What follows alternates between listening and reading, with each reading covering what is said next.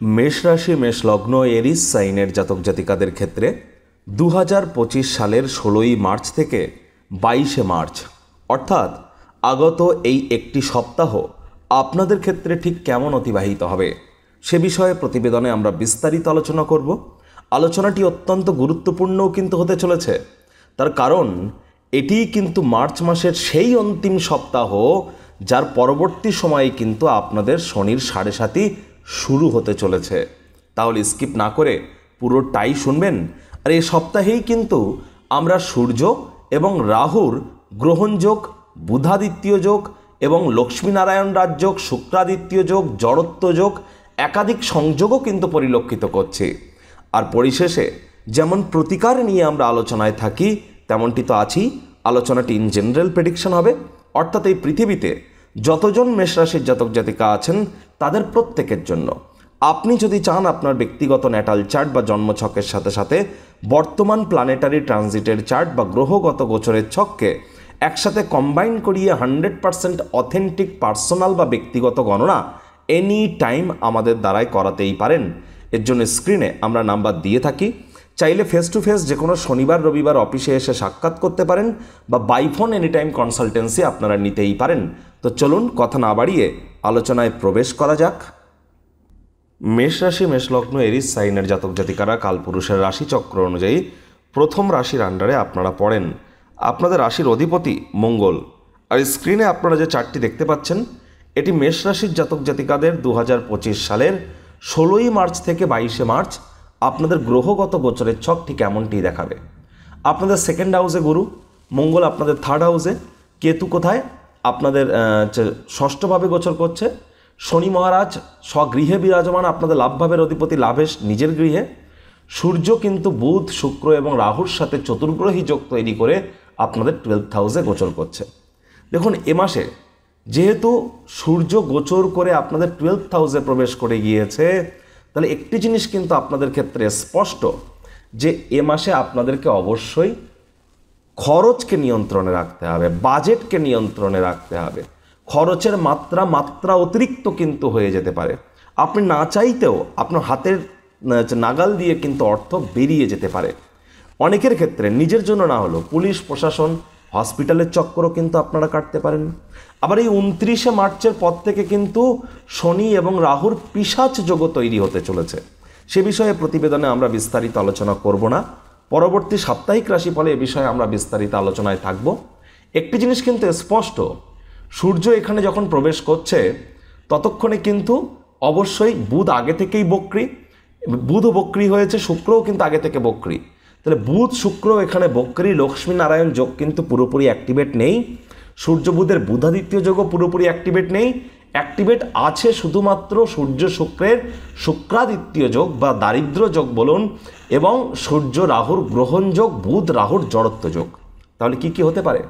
যারা বিশেষ করে সরকারি চাকরিজীবী বা রাজনীতিবিদ আছেন, পলিটিশিয়ান যারা আছেন, বা যারা গভর্নমেন্ট সার্ভিস করেন অথবা প্রাইভেট সেক্টরে আপনারা হায়ার অথরিটিতে আছেন, তাদের ক্ষেত্রে বা লিডারশিপ নিয়ে যারা কাজ করছেন তাদের কিন্তু এ সময় আপনাদের বিরুদ্ধে কোনো ষড়যন্ত্র বা প্রতারণার শিকার কিন্তু আপনারা হতেই পারেন।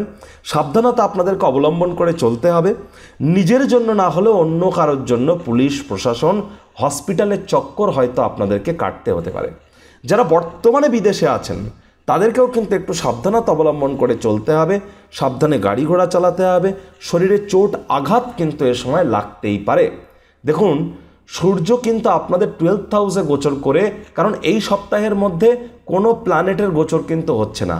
সূর্য এখান থেকে পূর্ণ দৃষ্টি দিয়ে কেতুকে দেখছে, আবার বুধ শুক্র রাহুরও কিন্তু দৃষ্টি কেতুর উপরে আছে, এবং বৃহস্পতির পঞ্চম দৃষ্টিও কিন্তু কেতুর উপরে আছে।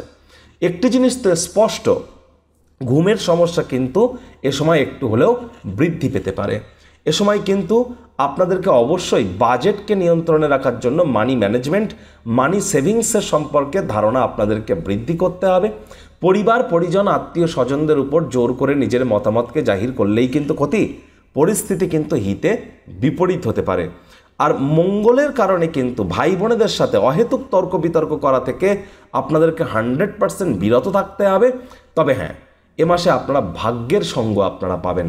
যে কর্ম করতে যা সময় লাগতো এই সপ্তাহে সেই কর্ম তার অর্ধেক সময়ের মধ্যেই কিন্তু সমাপ্ত হয়ে যাবে। পিতা বা পিতৃতুল্য ব্যক্তিবর্গের দ্বারা আপনারা কিন্তু উপকৃত হতেই পারেন। তীর্থযাত্রা তীর্থ ভ্রমণের সুযোগ পেলে হাতছাড়া যেন করবেন না। আর এ সময় নাতি নাতনিদের কাছ থেকে প্রাণ প্রাচুর্য খুশির উৎস পেলেও তাদের তরফ থেকে কোনো না কোনো এমন ব্যবহার যা আপনাকে মনক্ষুণ্ণ কিন্তু করতেই পারে। আবার কাজের জায়গায় হুটহাট করে টেম্পার কিন্তু চড়তে পারে। রাগ কিন্তু স্বল্প পাগলামির একটি রূপান্তর মাত্র। রাগের মাথায় জীবনের ব্যাপারে, কেরিয়ারের ব্যাপারে, ফিনান্সের ব্যাপারে, পরিবারের ব্যাপারে কোনো প্রকার গুরুত্বপূর্ণ সিদ্ধান্ত গ্রহণ করা থেকে বিরত থাকুন। এ সপ্তাহে কিন্তু আপনাদের হাঁটুর নিচ থেকে পায়ের পাতা এর মধ্যে কিন্তু চোট আঘাত লাগার যোগ পরিলক্ষিত হচ্ছে। চোখ, দাঁত এবং হাতের যত্নও কিন্তু আপনাদেরকে এ সময় নিতে হবে। ছোটোখাটো যাত্রা বা ভ্রমণ যতটা আপনারা অ্যাভয়েড করবেন সেটিই কিন্তু আপনাদের ক্ষেত্রে বেটার। মামা মাতামহ মাতৃকুলের সাথে অহেতুক তর্ক বিতর্কে যেন জড়িয়ে পড়বেন না। মার্চ মাসে 17 তারিখ থেকে 19 তারিখ পর্যন্ত চন্দ্র যেহেতু আপনাদের সপ্তমভাবে তুলা রাশিতে গোচর করছে, তাহলে এ সময় কিন্তু আপনাদের দাম্পত্য জীবন সম্পর্কে অত্যন্ত সাবধানতা অবলম্বন করে চলতে হবে। স্বামী স্ত্রী অহেতুক তর্ক বিতর্ক করবেন না। একে অপরের আত্মমর্যাদা যাতে ক্ষুণ্ণ না হয় এ বিষয়েও কিন্তু আপনাদেরকে সচেতন থাকতে হবে।